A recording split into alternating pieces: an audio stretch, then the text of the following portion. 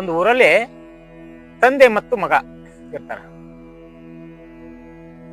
ಈ ತಂದೆ ಮತ್ತು ಮಗನ ಕತೆ ಬಹಳಷ್ಟು ಒಂದು ಪ್ರಮುಖವಾದ ಕತೆ ಇದೆ, ಬಹಳಷ್ಟು ನೀತಿ ಕತೆ ಇದೆ. ನಾವು ಪ್ರತಿಯೊಬ್ರು ಕೇಳ್ರಿ ಆನಂದ. ಏನು ಅಂತಂದ್ರ, ಹೆಂಡತಿ ಈ ಮಗುವನ್ನ ಹೆತ್ತು, ಈ ಮಗು ಸಣ್ಣದಾಗಿಲ್ಲ ಅವನ ಹೆಂಡತಿ ತೀರ್ಕೊಂಡು ಹೋಗಿರ್ತಾಳೆ. ಅಂದ್ರೆ ಈ ಮಗುಗೆ ತಾಯಿ ಇರ್ತಿರಂಗಿಲ್ಲ. ಹಿಂಗಾಗಿ ಸಂಪೂರ್ಣವಾದ ಜವಾಬ್ದಾರಿ ರೀತಿ ಬೆಳೆಸುವಂಥದ್ದು, ಇವನ್ನೇನೈತಿ ಕಲಿಸುವಂಥದ್ದು, ವಿದ್ಯೆಯನ್ನು ಪ್ರತಿಯೊಂದು ಏನೈತಿ ತಂದಿದಾಗಿರ್ತೈತಿ. ಹಿಂಗಾಗಿ ಬಹಳಷ್ಟು ಇವನ್ನೇನೈತಿ ಒಂದು ಬಹಳಷ್ಟು ತಾನೈತಿ ಜವಾಬ್ದಾರಿ ತಗೊಂಡ ಬೆಳೆಸ್ತಾ ಇರ್ತಾನೆ. ಬೆಳೆಸೋ ಟೈಮ್ದಾಗ ಮಗ ಏನೈತಿ 6 ವರ್ಷ ಅದ, 8 ವರ್ಷ ಅದ, 10 ವರ್ಷ ಅದ. ಹಂಗೆ ಅವ್ನು ಸಾಲಿ ಕಲ್ಸೋದು ಏನ್ ತಂದು ಏನ್ ಕೆಲಸ ಇರ್ತಲ್ಲ ಪ್ರತಿಯೊಂದು ಮಾಡ್ತಿರ್ತಾನ. ಆ ಸಮಯದೊಳಗೆ ಏನಾಕತಿ ಅಂತಂದ್ರ ಮಗನಿಗೆ ತಿಳುವಳಿಕೆ ಬರ್ತೈತಿ. 12 ವರ್ಷ ದಾಟಿರ್ತೈತಿ ಮಗ, ತಿಳುವಳಿಕೆ ಬರ್ತಿರ್ತೈತಿ. ತಂದೆ ಪ್ರತಿ ಸಲ ಹೇಳ್ತಿರ್ತಾನ, ಏನ್ ಹೇಳ್ತಿರ್ತಾನ ಅಂದ್ರ ಯಾವತ್ತು ಶಿಸ್ತಿನಿಂದ ಇರಬೇಕು. ಶಿಸ್ತು ಬಹಳ ಪ್ರಮುಖ. ಮೊದಲು ಫಸ್ಟ್ ಶಿಸ್ತು, ಆ ನಂತರ ಏನೈತಿ ವಿದ್ಯೆ ಅಂತ ಹೇಳ್ತಿರ್ತಾನೆ. ತಂದೆ ಪ್ರತಿ ದಿವಸ ಹೇಳೋದು ಆ ಮಗನಿಗೆ ಒಂಥರ ಕಿರಿಕಿರಿ ಅನಿಸ್ತೈತಿ. ಮಗ ಎಷ್ಟೇ ದೊಡ್ಡವಾಗ್ಲಿ ಹಂಗ ಪ್ರತಿ ಸಲನೂ ಆ ವಿಷಯವನ್ನ ಒತ್ತಿ ಒತ್ತಿ ಹೇಳ್ತಿರ್ತಾನೆ. ಏನ್ ಹೇಳ್ತಿರ್ತಾನಂತಂದ್ರ, ನೋಡು ಮಗನೇ, ನೀನು ಸಾಲಿ ಎಜುಕೇಶನ್ ಮುಗಿದ ನಂತರ ಎಲ್ಲೇ ನೌಕರಿ ಹೋದಂದ್ರ ಮೊದಲು ಏನ್ ಕೇಳ್ತಾರಪ್ಪ ಅಂದ್ರೆ ನಿನ್ನ ಶಿಸ್ತನ್ನ ನೋಡ್ತಾರ, ಆಮೇಲೆ ನೀ ಏನು ವಿದ್ಯೆ ಕಲಿತೀನೋ ನೋಡ್ತಿರ್ತಾರ ಅಂತ ಹೇಳ್ತಾನೆ. ಆದ್ರೆ ಮಗನಿಗೆ ತಿಳುವಳಿಕೆ ಇರ್ತೈತಲ್ಲ, ಮನಸ್ಸಿನಲ್ಲೇ ಅಂತಿರ್ತಾನ ಮಗ, ನಾನು ಸಾಕಷ್ಟು ಏನಂತೆ ಶಿಕ್ಷಣವನ್ನ ಕಲ್ತೀನಿ, ಶಾಣೆನೂ ಸಾಕಷ್ಟು ಅದೀನಿ, ಇನ್ನ ನೌಕರಿ ಒಂದು ಬಂದ್ರೆ ಸಾಕು, ಈ ಮುದುಕಿನ ನಿಂತಿ ಇಲ್ಲೇ ಬಿಟ್ಟು ಎಲ್ಲಾದ್ರೂ ನಿಂತು ಆರಾಮಾಗಿ ಇರಬಹುದು ಅಂತ ಹೇಳಿ ಆತ ವಿಚಾರ ಮಾಡ್ತಾನೆ.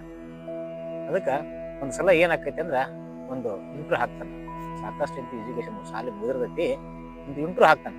ಇಂಟ್ರ್ಯೂ ಹಾಕಿ ಏನ್ ಮಾಡ್ತಾನಂತಂದ್ರ ಕರೆದಿರ್ತಾರ ದೊಡ್ಡ ಕಂಪ್ನಿ ಒಳಗ ಹೊಕ್ಕಾನ. ಹೋಗ್ಬೇಕಾದ್ರ ತಂದೆ ಪ್ರತಿ ದಿವಸ ಏನ್ ಹೇಳ್ತಿರ್ತಾನ ಮಗನಿಗೆ ಅಂತಂದ್ರ ಶಿಸ್ತು ಅಂದ್ರೆ ಏನ್ ಹೇಳ್ತಿರ್ತಾನಂದ್ರ, ಮನಿ ಒಳಗ್ ಬರ್ಬೇಕಾದ್ರ ಮೊದಲ ಗೇಟ್ ಓಪನ್ ಮಾಡಿದಂತಂದ್ರ ಆ ಗೇಟನ್ನು ಓಪನ್ ಮಾಡಿದ್ರೆ ಹೊಳ್ಳಿ ವಾಪಸ್ ಗೇಟ್ ಹಾಕ್ಬೇಕು, ಮೊದಲನೇದು. ಎರಡನೇದು ಏನ್ ಹೇಳ್ತಾನಂತಂದ್ರ, ಗೇಟಿನಿಂದ ಒಳಗಡೆ ಬಂದಾಗ ನಳ ಇರ್ತೈತಿ, ಆ ನಳದಲ್ಲಿ ಇರತಿ ನಳ ಚಾಲು ಮಾಡ್ಕೋಬೇಕು, ಕೈಕಾಲು ಮುಖ ತೊಳ್ಕೊಂಡು ಒಳಗಡೆ ಬರಬೇಕು. ಆದ್ರ ಕೈಕಾಲು ಮುಖ ತೊಳ್ಕೊಂಡ ನಂತರ ಆ ನಳವನ್ನ ಮತ್ತೆ ಯಥಾಸ್ಥಿತಿ ಬಂದ್ ಮಾಡಿ ಬರಬೇಕು. ಮನಿ ಒಳಗೆ ಬಂದ ಮೇಲೆ ಅವಶ್ಯಕತೆ ಇದ್ದಷ್ಟು ಮಾತ್ರ ಏನೈತಿ ದೀಪಗಳನ್ನ ಅಂದ್ರೆ ಲೈಟ್ ಅನ್ನು ಉಪಯೋಗ ಮಾಡ್ಕೋಬೇಕು. ಲೈಟ್ ಫ್ಯಾನ್ ಅವಶ್ಯಕತೆ ಇಲ್ಲದವನ್ನ ಏನ್ ಮಾಡ್ಬೇಕು, ಬಂದ್ ಮಾಡ್ಬೇಕು ಅಂತೇಳಿ ಹೀಗೆಲ್ಲ ಏನೈತಿ ಮಗನಿಗೆ ಹೇಳ್ತಿರ್ತಾನ. ಒಳ್ಳೆ ಪ್ರತಿಯೊಂದು ಇಂಥ ಶಿಸ್ತನ್ನ ನುಡಿಯನ್ನ ಏನ್ ಹೇಳ್ತಿರ್ತಾನ ಅದು ಮಗನಿಗೆ ಇರಿಟೇಟ್ ಆಗ್ತಿರ್ತೈತಿ. ಆದ್ರೂ ಅವ ಹೇಳಿದ್ದನ್ನು ಕೇಳಿ ಏನಂತೆ ಆ ಪರಿಸರ ಕೊಂಡ್ಕೊಂಡಿರ್ತಾನ.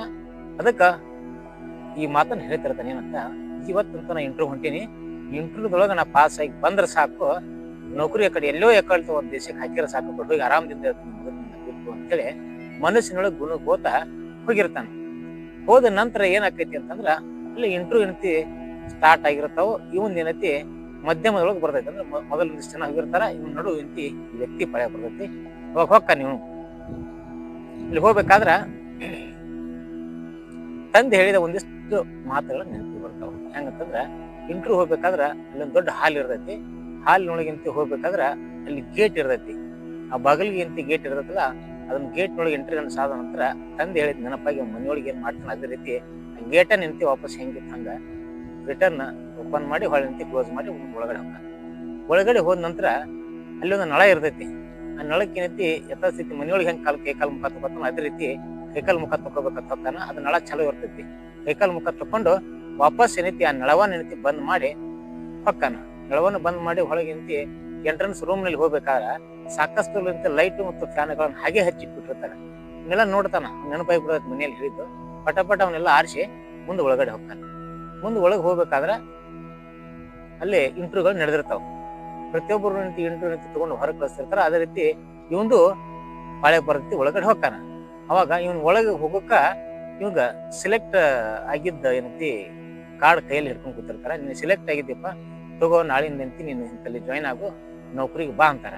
ಆ ವ್ಯಕ್ತಿ ಅವಾಗ ಏನ್ ಹೇಳ್ತಾನಂತಂದ್ರ, ಸರ್ ನಂದಿನ್ನು ಇಂಟ್ರ್ಯೂನ ಮಾಡ್ಲಿಲ್ಲ, ನೀವು ಇಂಟ್ರ್ಯೂ ಮಾಡ್ಲಾರ್ದ ನಿಂತಿ ಹೆಂಗ್ ಸೆಲೆಕ್ಟ್ ಆಗಿದೆ ನನಗೆ ಗೊತ್ತಾಗ್ಲಿಲ್ಲ ಅಂತ ಹೇಳ್ತಾರ. ಆ ವ್ಯಕ್ತಿ ಅವಾಗ ಹೇಳಿದಾಗ ಅಲ್ಲಿ ಇಂಟ್ರ್ಯೂ ಕುಂತಂತ ಅಧಿಕಾರಿಗಳು ಏನ್ ಹೇಳ್ತಾರಂತಂದ್ರ, ನಾವು ಇಲ್ಲೆಲ್ಲ ಪ್ರತಿಯೊಂದು ಇಂತಿ CC ಕ್ಯಾಮೆರಾವನ್ನು ಅಳವಡಿಸಿದೆವು, ನೀನು ಬರ್ಬೇಕಾದ್ರೆ ಏನೇನ್ ಮಾಡ್ತೆ ಅಲ್ಲಿಂದ ನೋಡಿದೆ ನಾವು. ನೀನು ಮಾಡ್ತಿರ್ತಕ್ಕಂಥ ಪ್ರತಿಯೊಂದು ಏನೈತಿ ಇವತ್ತ ನೀರು ವೇಸ್ಟ್ ಬರ್ತ ನಳ ಬಂದ್ ಮಾಡಿದ ಆಗಿರ್ಬೋದು, ಎಂಟ್ರೆನ್ಸ್ ನ ಗೇಟ್ನಾಗ ಹೊಳ್ಳಿ ಗೇಟ್ ಹಾಕಿರ್ಬೋದು, ಒಳ್ಳೆ ಲೈಟ್ಗಳನ್ನ ಆಫ್ ಮಾಡಿದವ ಆಗಿರ್ಬೋದು, ಇಂಥವನ್ನೆಲ್ಲ ನಾವೇನ್ ನೋಡಿದೇವಲ್ಲ. ಈ ವ್ಯಕ್ತಿ ಶಿಸ್ತಿನ ವ್ಯಕ್ತಿ ಆಗಿರೋದ್ರಿಂದ ಇವ ನಮ್ಮ ಕಂಪನಿಗೆ ಏನೈತಿ ಅಡ್ಡಿ ಇಲ್ಲ ಅಂತ ಅನಿಸ್ತಿ. ಅದಕ್ಕೋಸ್ಕರ ನಿನಗೇನೈತಿ ಈ ಇಂಟರ್ವ್ಯೂ ಏನೈತಿ ಸೆಲೆಕ್ಟ್ ಆಗಿದೆ ಅಂತ ಅಂದು ಆ ಕಾರ್ಡನ್ನ ಏನೈತಿ ಕೊಟ್ಟು ಕಳಿಸ್ತಾರ. ಅವಾಗ ಕಣ್ಣೀರು ಬರ್ಲಿಕ್ಕೆ ಶುರು ಮಾಡ್ಬೇಕು. ಸೀದಾ ಮನೆಗೆ ಏನೈತಿ ಅಳ್ಕೋತ ಬಂದು ಅಪ್ಪನ್ನ ತೆಕ್ಕಿ ಬಡೋದು ಅಳ್ತಾನ. ಯಾಕೋ ಮಗನೇ ಇಂಟರ್ವ್ಯೂ ಹೋಗಿದ್ದಿ ಅಂತ ಫೇಲ್ ಆಯ್ತಾನಪ್ಪ ಅಂತ ಕೇಳ್ತಾನ. ಇಲ್ಲಪ್ಪ, ನೀನು ಪ್ರತಿ ದಿವಸ ನನಗೆ ಬರೀ ಶಿಸ್ತಿನಿಂದಿರು ಅಂತ ಹೇಳ್ತಿದ್ದಿ, ನನಗಂತ ಶಿಸ್ತಿನಿಂದ ಇರ್ಲಿಕ್ಕೆ ಆಗ್ತಿರ್ಲಿಲ್ಲ. ಆದ್ರೆ ನೀ ಹೇಳಿದ ನನಗೆ ಇರಿಟೇಟ್ ಆಕಿತ್ತು, ನನಗ ಕಷ್ಟ ಅನಿಸ್ತಿತ್ತು. ಅದಕ್ಕ ನಾನೇನೈತಿ ನಿನಗ ಹಿಂಗ ಯಾಕೆ ಮಾಡ್ತಾನ ಮಗ. ಅದಕ್ಕ ತಂದೆ ಹೇಳಿದ್ದ ಮಾತಿಗೆ ಹೇಳ್ತಾನಪ್ಪ, ನೀನು ಈ ರೀತಿ ಎಲ್ಲ ಹೇಳ್ತಿದ್ದಿ, ನನಗದು ಯಾಕೋ ಒಂಥರ ಏನೈತಿ ಇರಿಟೇಟ್ ಅನಿಸ್ತಿತ್ತು.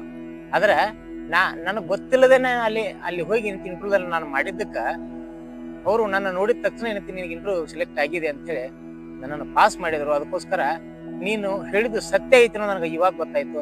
ಅದಕ್ಕ ನನ್ನನ್ನು ದಯವಿಟ್ಟು ಕ್ಷಮಿಸಪ್ಪ ಅಂತ ಹೇಳ್ತಾನೆ. ಇಲ್ಲಪ್ಪ, ಅದು ಆ ವಯಸ್ಸಿನಲ್ಲಿ ಹಾಗಿರುತ್ತೆ ಅಂತ ಹೇಳಿ ಮಗನಿಗೆ ಏನೈತಿ ಹೇಳಿ ಮಗನ ಏನೈತಿ ಸಮಾಧಾನ ಪಡಿಸ್ತಾನೆ. ಅವಾಗ ಮಗ ಏನೈತಿ ತಂದೆನ ಕರ್ಕೊಂಡು ಆ ನೌಕರಿಗೆ ಸೆಲೆಕ್ಟ್ ಆದ ಅಂತೇಳಿ ಈ ನೀತಿಕತೆ ಬರ್ತೈತಿ. ಪ್ರತಿಯೊಬ್ಬರು ಈ ನೀತಿಕತೆಯನ್ನ ಕೇಳಿದವರು ತಾವು ಏನೈತಿ ಇಂತಹ ನಿಮ್ಮ ಜೀವನದಲ್ಲಿ ನಡೆದಿತ್ತು ಅಂದ್ರ ಸುಧಾರಿಸ್ಕೊಳಕ ಪ್ರಯತ್ನ ಮಾಡ್ರಿ ಅಂತ ಹೇಳ್ತಾ